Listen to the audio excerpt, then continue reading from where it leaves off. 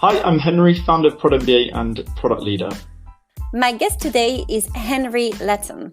After 10 years working with different product teams and startups to understand what makes products succeed and others fail, he launched Prod MBA, an 8-week hands-on bootcamp to fast-track aspiring product leaders' path to head of product.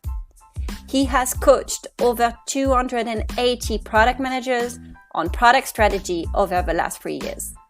In this episode, the key takeaways include what product strategy is and why it shouldn't be so complicated, using the product thinking template and minimum viable offer framework to ensure maximum impact and focus, and finally, how to communicate with stakeholders in an effective manner. Enjoy this bonus episode.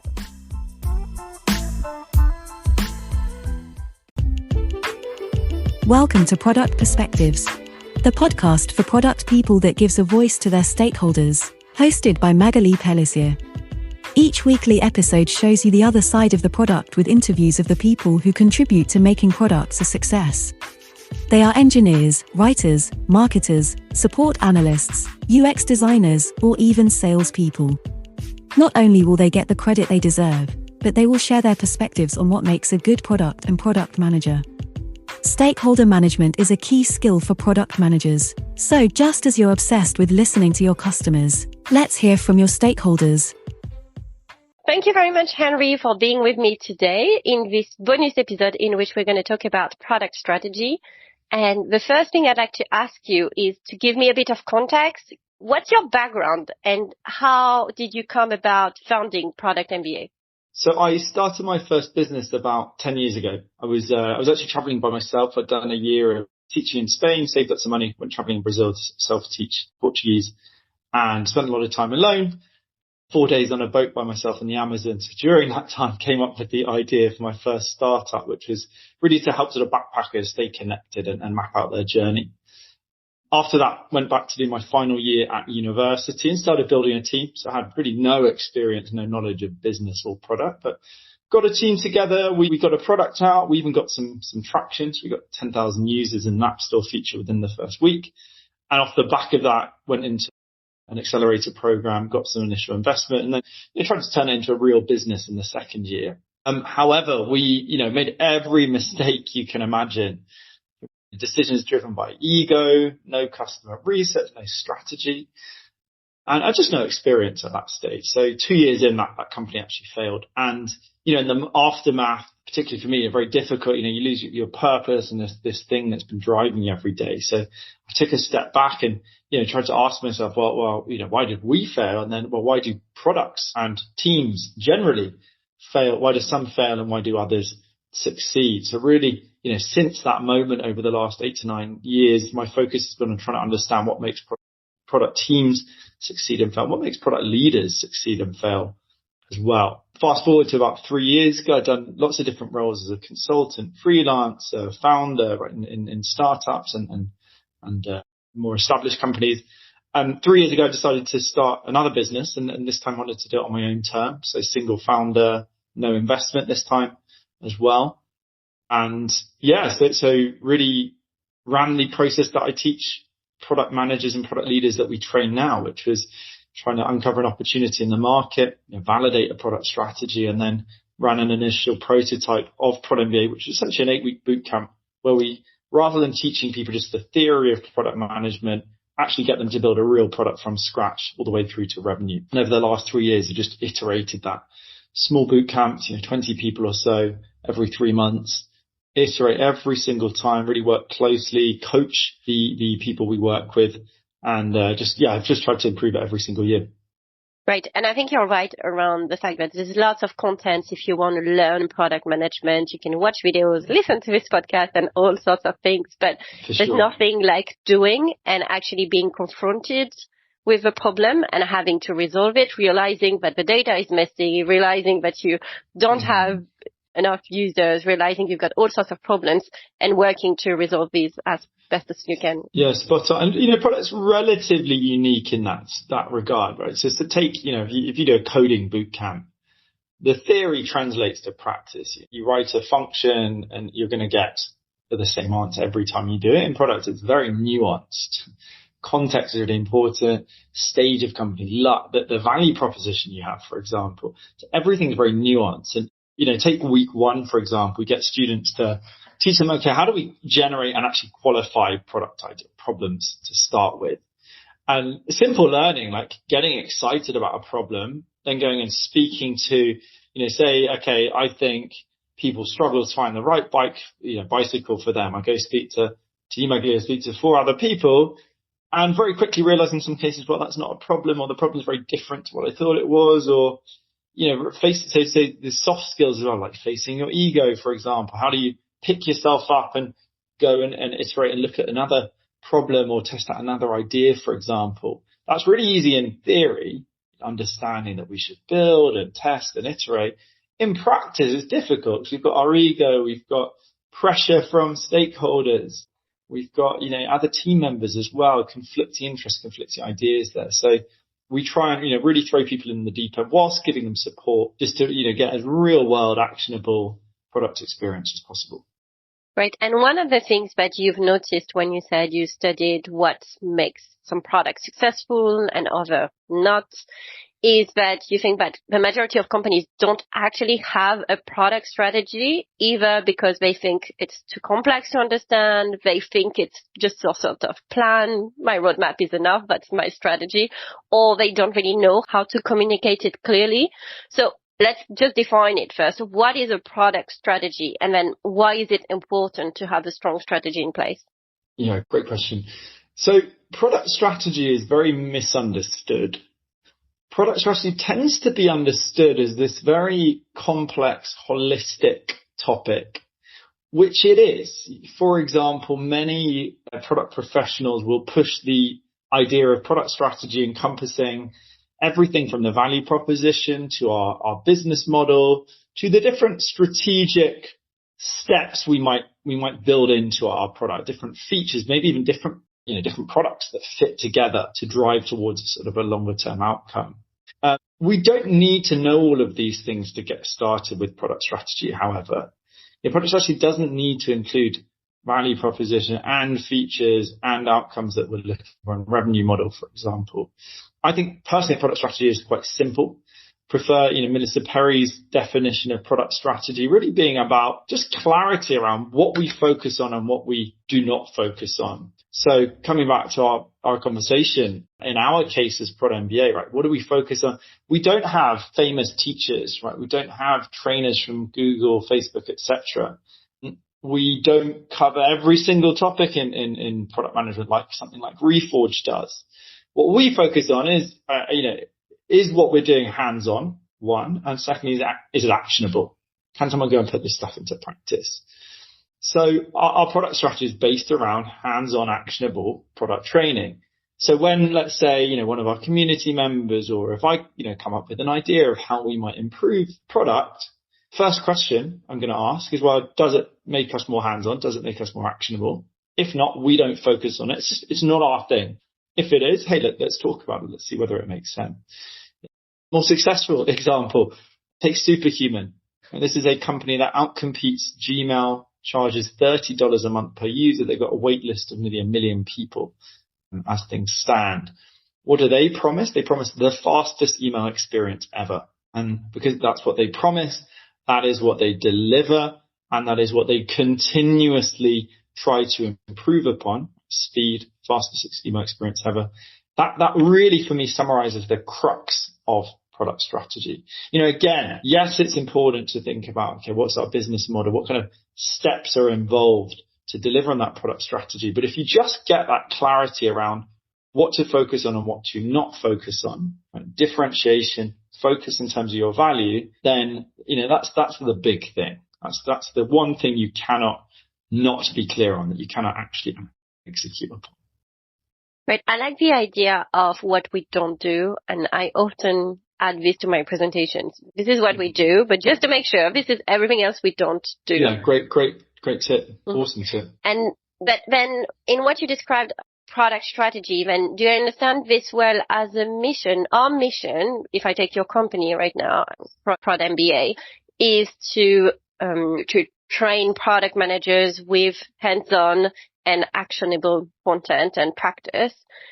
This is your mission. This is your North Star. Everything that doesn't fit into that, you don't do. Is that it then? Is a product strategy a mission? Yeah, good question. And again, this is a topic that can people confound, right? They confuse these ideas and generally that prevents action. So when we're talking about mission, generally talking about company mission, that's very high level, very aspirational. For example, like the company mission of someone like Uber is to have transportation as reliable as running water, right? Transportation. So roughly we know which ballpark we're in, transportation. But beyond that, like who the hell knows, right? There's nothing measurable. It's sort of big, bold, sounds great. How do we, what do we do with that? Level down from that, then we have product vision. So that is a vision specifically for an individual product, usually let's say 2 to 5 years. We're looking at still quite aspirational. So product vision, let's say for Uber's, what do we call them? Those electric scooters is, if I can remember it, something like fun, low cost, first and last mile of your journey, for example. Okay, so we know sort of roughly what value we're going after, fun, low cost. We know it's sort of about last and first mile. So, we're not thinking about aeroplanes, for example, but it's still not super concrete. Now, when we get to product strategy level is when we're really, really concrete about, okay, what value are we providing? What specific outcome? And so in the case of Superhuman, it's really about outcome, saving time, for example, like through speed. How do we do it specifically? That's the product strategy piece. So how do we do it specifically? We do it through the fastest email experience ever, not the nicest, the most colorful email experience ever. It's about being the fastest, for example. So in our case, because we're a single product company, we don't have company mission. We just have a product vision, which is in our case the same because it's single product. But really the product vision is about empowering and helping really build product leaders, aspirational, concrete product strategy, hands-on, actionable product bootcamp. That's the vehicle, the how we deliver on that, essentially. And can you give me an example? Because you have coached lots of product managers. You also have product managers in this program. Do you have examples where you helped a product manager successfully bring a product to market and generate some revenue by solving this problem of they didn't really have a strategy before? In 2 different cases, right? So we've had 300 mainly product managers, but also product owners, product leaders, and founders as well coming in. And we get them to build a real product, as I said. But obviously, the goal is not just to get them to build a product from scratch. It's to apply what they're learning back in the day-to-day work. So, a great story was Richard.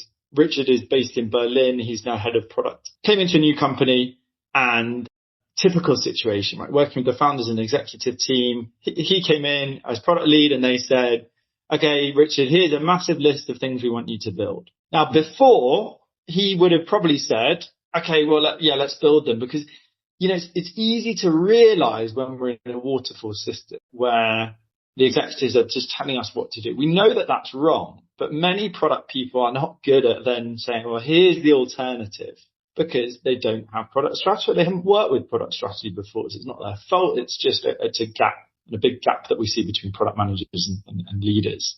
So Richard came in and said, okay, well, rather than just building all that stuff, what is the specific value we want to provide? What's our product strategy? So he used a framework that we call the MVO, the minimal viable offer, to actually do a workshop with stakeholders to say, okay, well, why don't we brainstorm, staying high level, brainstorm, let's say, as many different product strategy statements as possible so that we're clear on what's the outcome we're delivering and how might we do that in different ways. So brainstorm those, they cut it down to a list of 9 possible MVOs. So statements like, for example, if we're superhuman, example of a minimal viable offer might be, we help busy tech executives save 2 to 3 hours per day with the fastest email experience ever would be an example. Quite simply, sent a survey out to, I think it's around 5,000 existing users with these 9 different variants with a question saying, which statement do you find most compelling? And then text box, second question, why did you choose that answer, for example? Very quickly, they saw that there were 3 out of 9 that people were interested. So, coming back to superhuman example, speed being the big thing. People go, yeah, that's what I want to save time. I want to save time. It's not about, organizing my emails in the most efficient way possible. No, I want to save time.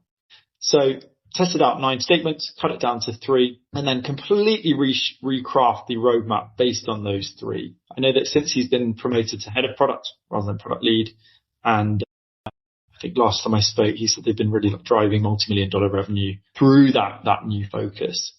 So that's where, he's applied something off in the real world. In terms of students on the cohort, so week 3 is where we teach product strategy, and it's super rewarding from my side because you see this huge mental shift where people sort of theoretically understand, products or not. People generally understand that focus is a good thing. If we're more focused, we're more likely to get the meaningful stuff done. But it's very different understanding why a focused product strategy makes sense in theory, very different in practice. So week 3, we get them to actually put a minimal viable offer on a very simple landing page using Softer. So literally drag and drop, add title, maybe an image if they think it helps. And that is it. And then they quite simply go reach out to their target market and see, okay, are people signing up? Are they actually engaging with us? Are we getting that initial piece of feedback that what we're proposing to offer is something they value?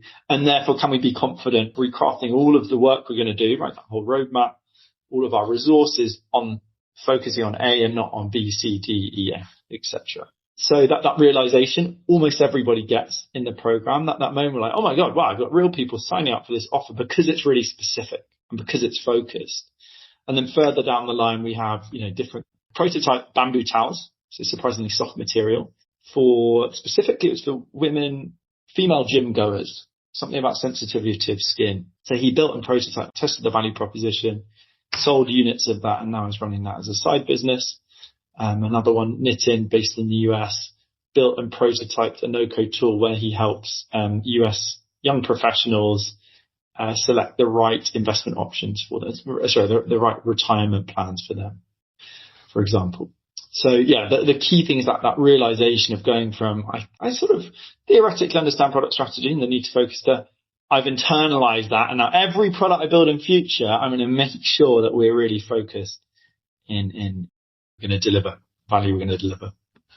I love that test, which is let's put something out there and see if people are interested. I really love that. I can see some challenges with getting to that target users. Like, do I need to post this on Reddit or to add it to some Facebook groups, and do I have a big enough audience for that? But more importantly, what I find interesting is that some of these ideas won't work, right? And I think there's that saying that in product management, 90 or 95% of things that we think about actually don't work. So is that the failure rate, which is a success for you? But is that the type of rate that you see from the ideas that come up? Yeah, it's tough because, again, it's people theoretically understand that there's a 70 to 90% failure rate of product ideas. It's very different when you're excited, you're running your first ever experiment, and then it fails. Rarely do we get a clear cut. No, 20%, you're going to get 0 signups. Obviously, a lot depends on, how you reach out to people. Do you have an existing audience? Have you built trust, channels, etc.? But generally, whatever we're doing, we should get some signups. 20% are going to get 0. More like 50, 60% will get some feedback. At least a handful of signups. Just like, at least there's something here that's intriguing. Yeah, I would say about 20% get a clear cut. Oh yeah, this is really something. How do we know that? Usually it's, we'll say, look, reach out to 100 people and expect 10% conversion would be really good. Because they have to respond to you, they have to click through to the website, they have to sign up to it. 10% were really, really good. Some people will get over 100 signups. They'll get over 100% conversion because there's some word of mouth happening in the background. Links are being shared. People are being recommended to because the offer's so compelling. But yeah, it really is 10 to 20%. And what you teach is in a highly competitive, whatever market you're in. So it's firstly, it's very hard to find a value proposition that is very actually unique. But secondly, it's never been more important because everything is niching down, right? We're getting hundreds of different niche products in what before would be, say podcasting, like there's probably one platform for podcasting, like iTunes. Now there are hundreds of them, for example. So it's really important to keep experimenting, keep pushing, and keep trying to find that unique value proposition, which will ultimately drive the product strategy and therefore inform actually everything you're going to be doing. Yeah.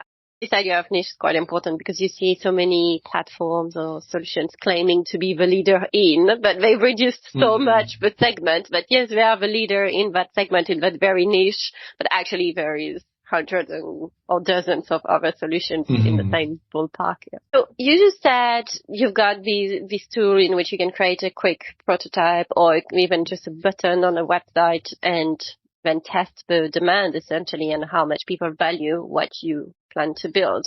Are there some other tools that you've got in your toolbox that you always carry with you? I'm thinking, sometimes I talk to designers and I'm like, empathy map is my go-to tool. Some people think, I want a business canvas. Is there a particular tool you use that you think always brings a lot of value for PMs? Yeah, there's a lot. And there's actually, we have one of the top 50 Miro templates in the world called the product thinking template. I'll link it through to you after, where really all the frameworks we use there. Importantly, frameworks are only as useful as the mental application of them, right? So it's, many of them are easy to go through the hoops and just sort of fill it in, like, what's the problem we're solving? The value is really understanding the principles behind them. So, we've deliberately got frameworks that click together holistically, like I think of it like Lego bricks. So understanding from starting with the problem all the way through to managing product iterations. Where do I see maximum impact? It's with this minimal viable offer framework. What is a minimal viable offer? It is really a simple statement outlining our product vision. That is one that the value of that is that it means we can, as I said, validate. Okay, hey, if we're going to commit all of our resources to building the fastest email experience ever, should we be doing that? Is that something people actually value? Secondly, what it does is it aligns us internally. So rather than having, mission over off in a Google Doc and product vision over in another one, by actually validating it, firstly, the exercise of defining it aligns us, but getting the validation gives us a lot of confidence to say, yeah, that is the thing we should be focusing on. If we get stakeholders trying to drag us off in another direction, say, Henry, look, we really need to worry about this other thing because one of our clients has said it's important. We have that data-informed MVO to drag them back to say, no, this is what we've agreed upon. This is what we're going to stick to. The MVO is really, really simple to define. Again, there's the template you will see we'll link through, but there's 3 key elements to it. So we start with the niche, like who are we helping specifically? Who are we trying to deliver value to here? There it's not good enough to say we help, at least, if we're not getting traction or if we're pre-product market, we can't just say, we help product managers or product people, really broad. We help first-time product managers or first-time founders, or we help, founders trying to raise $500K to $2 million. So really specific, because again, we live in such a competitive market. We need to be very specific to start. So first we need to find, okay, who's the niche? Secondly, we need to be clear on the desired outcome that niche wants. Okay, so, what do they ideally want from us? Many companies get this wrong. So let's take, so weight loss is always a good topic. So, many companies will go, okay, well, we need to just design, people really want a good diet plan, want the best diet plan ever. People don't want that. What they really want is the perfect body without having to do any work. They want a magic wand, for example. They don't want to go to the gym every day. So we need to be really clear, like, what do they actually want that desired outcome? And then thirdly, how do we deliver that outcome in a unique way? So if it's really focusing on being the fastest ever. In our case, we're actually going to get you to build a real product from scratch rather than just give you the theory, hands-on, actionable. And then we just put those pieces together. So the template, very simple, we help the niche achieve the desired outcome through the unique way that we do that. So for Prod MBA, that is, we fast track product managers to head of product with the most hands-on actionable bootcamp in the world, for example.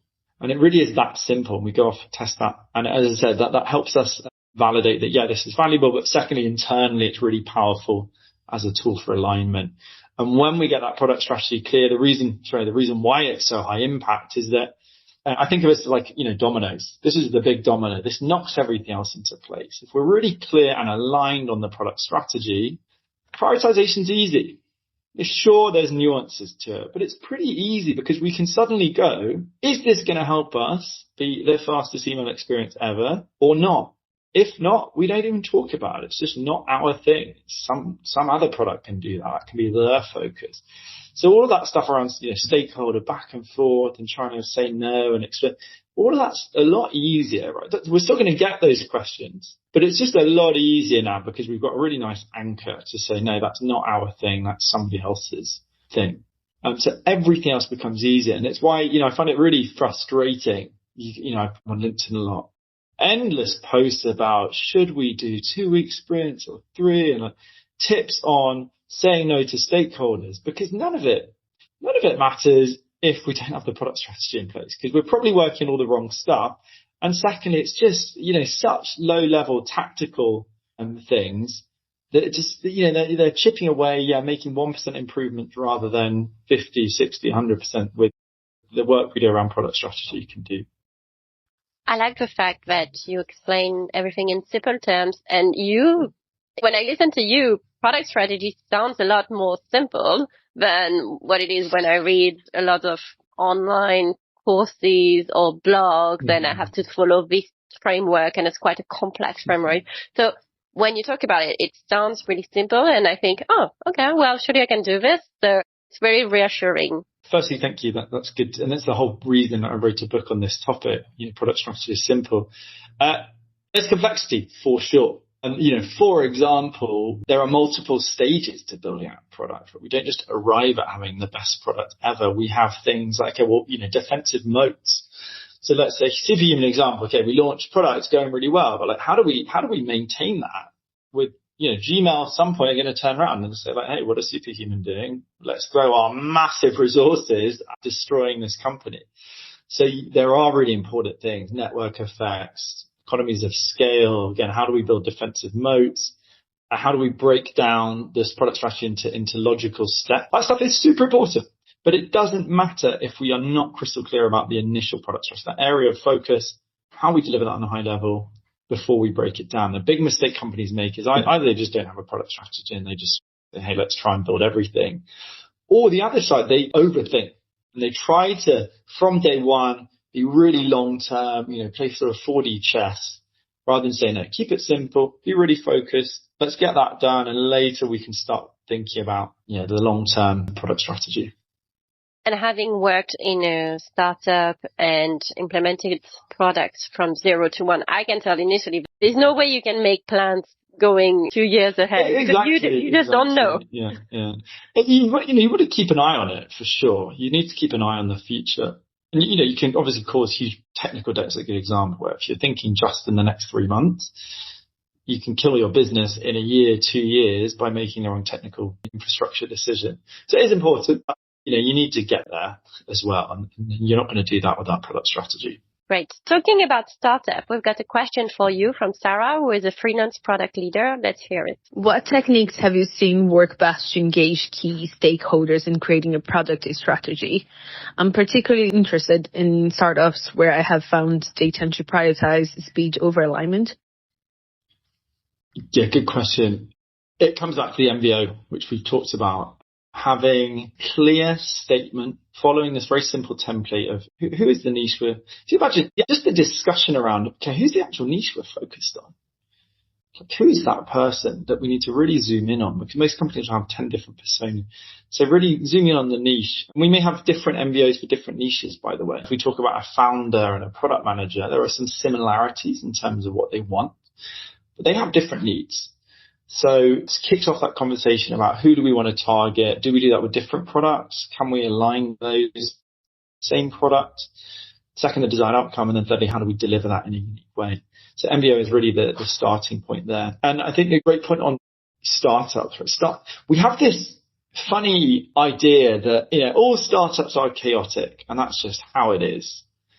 Now, chaotic is not something we don't want to be chaotic, whether we're a startup or Google. we want to move quickly and adapt for sure. And that's why, exactly as you said, Maggie, like there's no point having lots of documentation because we're probably going to throw everything out. But there's no excuse to be chaotic. Chaotic suggests there is not a focus. And so with the MBO, from day one of your startup idea and you're sitting by yourself planning a business, or whether it's 3 months in, you just raised your seed round, you should have a clear MBO in place and you should have validated that. Because again, if we're going to direct everything, so firstly, we want to be focused so we can deliver specific value. But secondly, we need to align, get the whole team aligned as well. So MBO is really the best way to do that. I really like the fact that startups shouldn't be chaotic because sometimes it feels like this, but it's messy. We have to react quite quickly. We have to pivot and things like this. But you're right. This is not chaos because there is a direction and there is a proper focus. So it's organized and a normal journey for a startup. Yeah. And I think, great. There's a key word that you threw in there, pivot. Where does the word pivot come from? Pivot around something. We aren't just bouncing around. We're pivoting around a center. Think of the angle of a door, for example. So what is that center? That's usually the product vision, for sure. Like clarity of, okay, who are we serving? What are we trying to do for them? High level design outcome. But ideally, we want to be a bit more specific. And sometimes it might mean, hey, our product strategy is wrong. So we need to pivot on the product strategy. Hey, people don't really care that much about the fastest email experience ever. In fact, for example, or it may just be on the level below. Okay, look, we know that we're really confident people want the fastest email experience ever. We're just not sure how we deliver that. So we might try idea A, test it out, doesn't work. Okay, great. Let's pivot now to idea B. But there's structure in that pivot. There's a clarity over product vision and or product strategy rather than just, I call it effervescence. Think of like champagne, you get these bubbles everywhere. That's not helpful. It's just energy going in all these different directions. Talking about product strategy, you have a question for me, right? Yeah, so a question for you, Magali.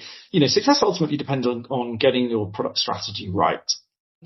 Let me ask you, maybe based on the situation you're in now, or maybe a previous product, before building anything, how might you, let's say you have existing users, take that concept of the MBO. What do you think might be the easiest way for you to test that out? Well, so I feel like I'm in an interview.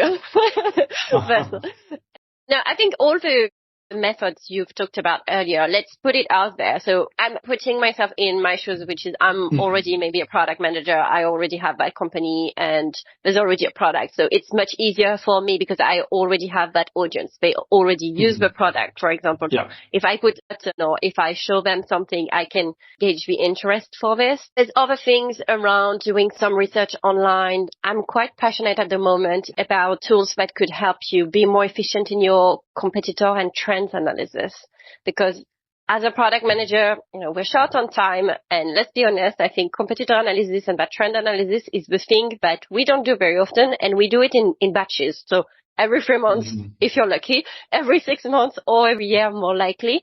And there's lots of tools out there now who are listening to social media, listening to trends, to what gets published on the internet, and brings all of that information together so you can see the trends. So I think was kind of like competitive intelligence and monitoring of the market. What do people talk about? Do they talk about this? But we need an automated way to do that, because I can go and do this myself manually, but it's going to be very tedious. But I would leverage both kind of tools. Nice. And more recently, I found out about some new AI tools as well, which help you validate those ideas by simulating what users think. So I'm going to give you an example. You're creating a new design of a website. You could create that heat map based on where people look at and where they're more likely to click. Well, now there are some AI solutions which basically simulate that and tell you where your users are most likely to look at and click. And I find that this is just another very efficient way to test something. If you don't really manage to have that audience, you may not find 10,000 people, but if the AI has been trained on that, I think that would be a great way. So I think there's a future for those AI tools which simulate what the users would think and give you that answer, even if for you it would be quite difficult to get it. Yeah, and I think, so just to recap that. So I think firstly, as you said, you could go, well, you know what, I'm not sure where to start, but why don't I leverage trends and use those to inform your MBOs, for example. It's like, okay, well, how might we change our offer? and let's come up with some ideas there. Secondly, yeah, you could, do some quick testing with AI and say, like, does these roughly make sense? Do we think the wording, right? Do people even understand that? For example, could be stage 2 to sort of improve your ideas. And the third one is just testing out with existing audience. I think always it'd be interesting to see how good AI is at mirroring niches. I suspect you're still going to have to test out with real people. So, at that stage, it can be the simple MBOs in a survey, as we said, landing pages. You can test within the product as well in different ways. Yeah, good. Yeah, nice ideas then. Great. Thank you for challenging me. Well, it may be one of the questions in Product Perspectives. Every Thursday, I publish the answer to a PM interview question. So that may be one of the interview questions to prepare for. Yeah. Good. So towards the end of the interview, I ask you fire questions. So I'm going to make 1, 2 or more propositions, and you can choose which one you prefer, and you can elaborate if you want to. Product manager or founder? Founder. MBA or Prod MBA? Prod MBA, because, the reason it exists is because people are coming to us saying, I spent $60,000 on an MBA and I've got no idea what I would even put into practice after. Podcast or book? Podcast.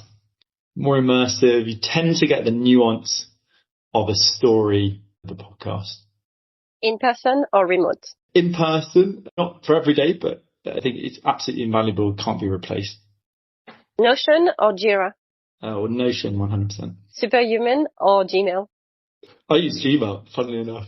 No. I'm not, because I don't work in a big organization. It's not for me, is my point. I'm not in the niche, so I don't get thousands of emails a day.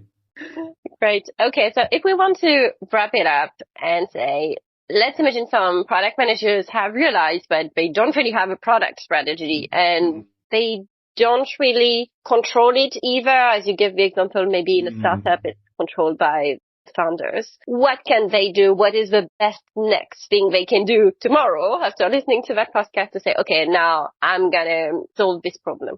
Great question.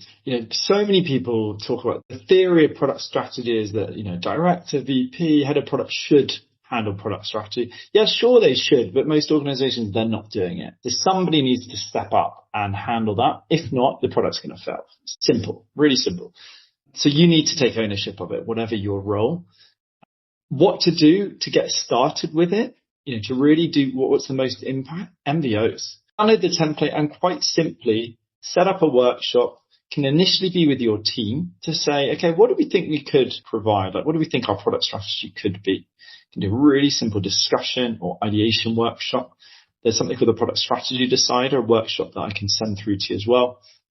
A Miro template, so really actionable. To define your MBO, do that with your team. When you get a bit confident with that, then go pitch that to higher level stakeholders. If you're a product manager working with, let's say, VP, director, don't threaten them by saying, hey, everyone, we're going to do this workshop. When you go, hey, I've come across this really nice framework we could use. What do you think about us testing it out with the team and just seeing what ideas come up there? Now, that's not magically, magic wand and your whole roadmap changes based on the new product strategy. Not going to happen like that, but it really moves the conversation quite quickly. If you define MBOs, if you then go and validate those, it's very hard for the organization to then not start moving towards that product strategy. So that's what you can get going with tomorrow, quite simply. Perfect. Thank you. And if people want to reach out to you and learn more about Prod MBA, what should they do? Yeah, so I write on LinkedIn every single day, sort of actionable, hands-on insights about products. So just search Henry Latham on LinkedIn or go to prod.mba, so prod.mba. We've got a free 7-day email series you can sign up for, really actionable, packed insights there. And you can see when our next bootcamp is as well. Perfect. Well, thank you very much, because it's been the clearest explanation of product strategy that I ever had. And you've gave lots of practical examples as well at different stages of the company for different types of product builders, I would say. So thank you very much. No, thank you, Magali. It's really great questions as well. Got me thinking with a few of them. Hi, it's Magali. I wanted to thank you so much for listening to Product Perspectives. The audience is growing every week, and it's my pleasure to bring you new episodes with great content. I'd love to have your feedback about the format, the quality, the types of guests, and anything else you want to share with me. I've put the link to a survey in the podcast notes, so please take 2 minutes to fill it in. As a product manager, you know how important feedback is.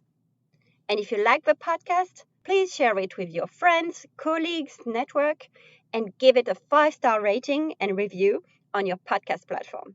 Thank you.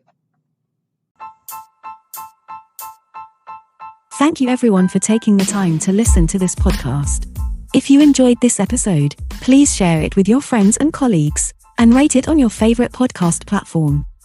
If you have suggestions for topics and guests, or any feedback, you can write to Magali Pellissier at hotmail.fr.